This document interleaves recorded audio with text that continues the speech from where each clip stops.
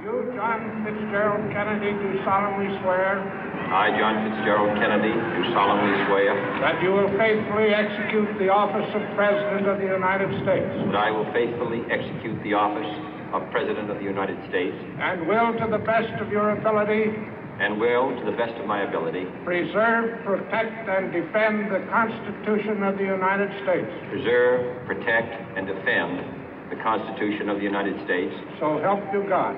So help me God.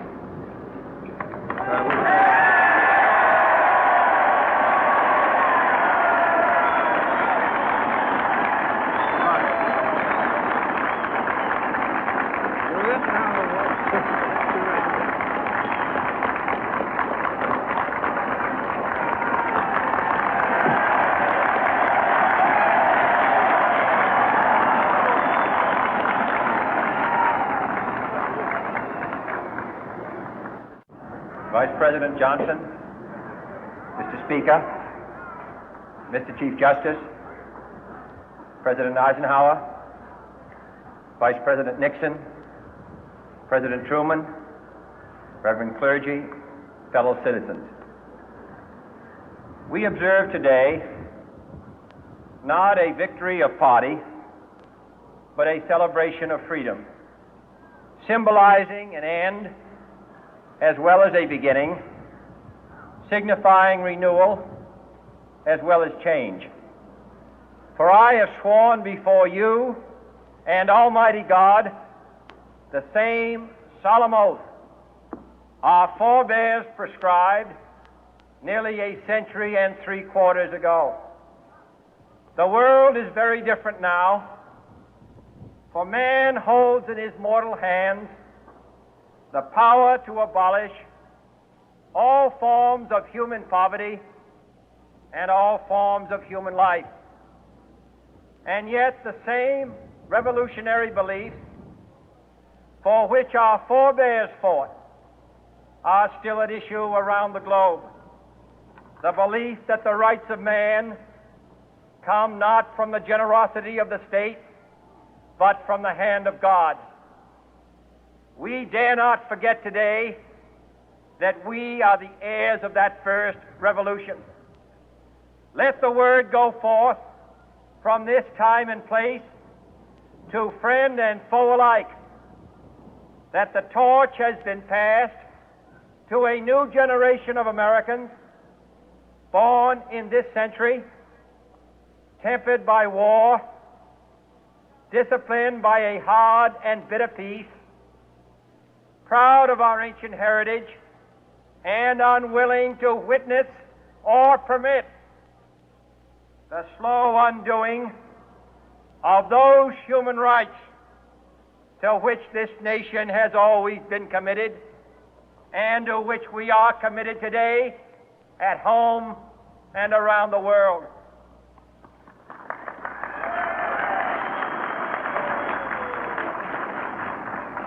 Let every nation know, whether it wishes us well or ill, that we shall pay any price, bear any burden, meet any hardship, support any friend, oppose any foe to assure the survival and the success of liberty.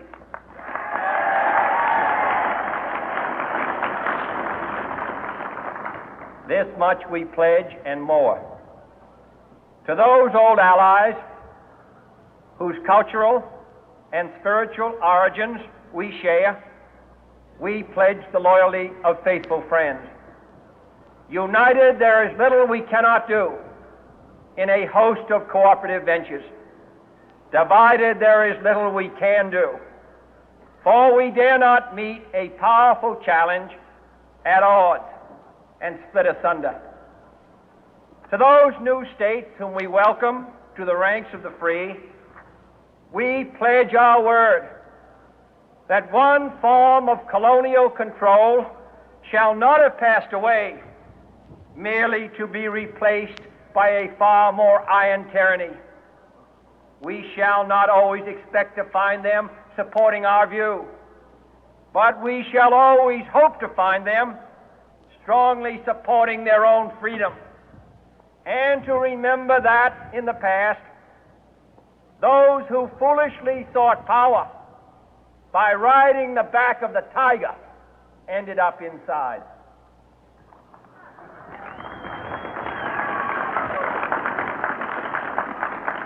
To those people in the huts and villages of half the globe struggling to break the bonds of mass misery, we pledge our best efforts to help them help themselves for whatever period is required, not because the communists may be doing it, not because we seek their votes, but because it is right. If a free society cannot help the many who are poor, it cannot save the few who are rich.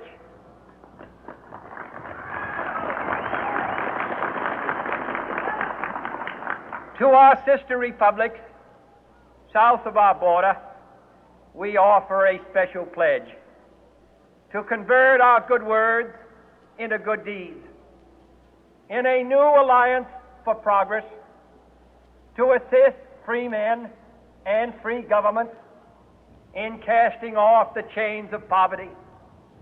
But this peaceful revolution of hope cannot become the prey of hostile powers. Let all our neighbors know that we shall join with them to oppose aggression or subversion anywhere in the Americas. And let every other power know that this hemisphere intends to remain the master of its own house.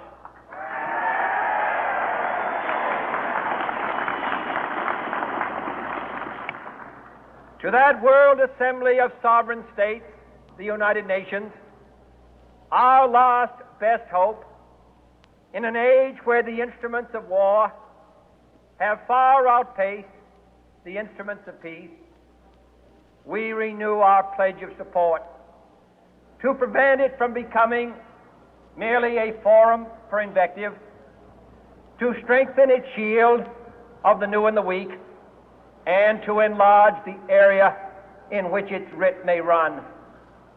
Finally, to those nations who would make themselves our adversary, we offer not a pledge, but a request that both sides begin anew the quest for peace. Before the dark powers of destruction, unleashed by science, engulf all humanity in planned or accidental self-destruction, we dare not tempt them with weakness, for only when our arms are sufficient beyond doubt can we be certain beyond doubt that they will never be employed. But neither can two great and powerful groups of nations take comfort from our present course, both sides overburdened by the cost of modern weapons, both rightly alarmed by the steady spread of the deadly atom, yet both racing to alter that uncertain balance of terror that stays the hand of mankind's final war. So let us begin anew, remembering on both sides that civility is not a sign of weakness, and sincerity is always subject to proof. Let us never negotiate out of fear, but let us never fear to negotiate.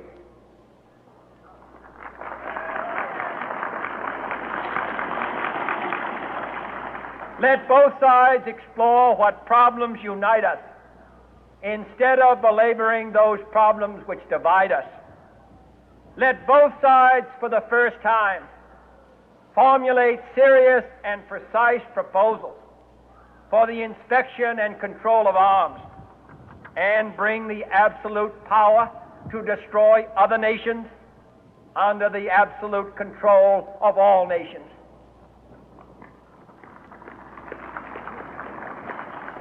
Let both sides seek to invoke the wonders of science instead of its terrors. Together, let us explore the stars, conquer the deserts, eradicate disease, tap the ocean depth, and encourage the arts and commerce. Let both sides unite to heed in all corners of the earth the command of Isaiah to undo the heavy burden and let the oppressed go free.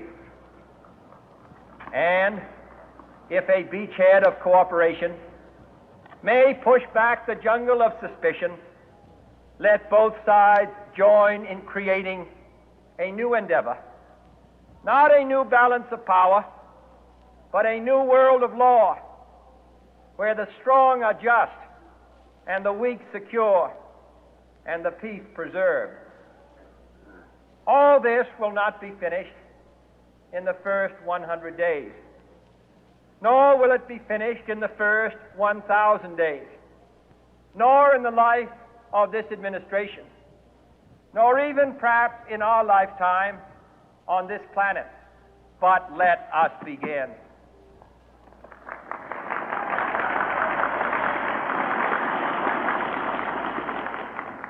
In your hands, my fellow citizens, more than mine, will rest the final success or failure of our course. Since this country was founded, each generation of Americans has been summoned to give testimony to its national loyalty. The graves of young Americans who answered the call to service surround the globe. Now the trumpet summons us again, not as a call to bear arms, though arms we need, not as a call to battle, though in battle we are, but a call to bear the burden of a long twilight struggle, year in and year out, rejoicing in hope, patient in tribulation, a struggle against the common enemies of man, tyranny, poverty, disease, and war itself. Can we forge against these enemies a grand and global alliance, north and south, east and west, that can assure a more fruitful life for all mankind? Will you join in that historic effort?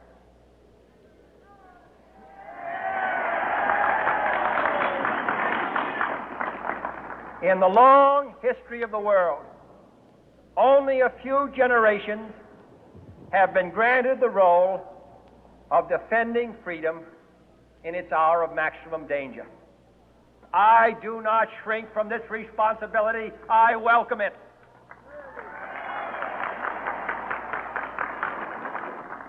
I do not believe that any of us would exchange places with any other people or any other generation. The energy, the faith, the devotion which we bring to this endeavor will light our country and all who serve it. And the glow from that fire can truly light the world. And so, my fellow Americans, ask not what your country can do for you. Ask what you can do for your country.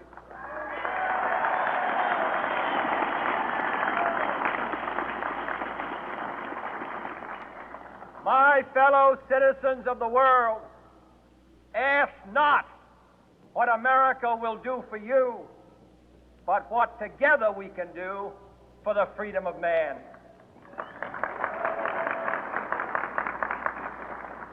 Finally, whether you are citizens of America or citizens of the world, ask of us here the same high standards of strength and sacrifice which we ask of you.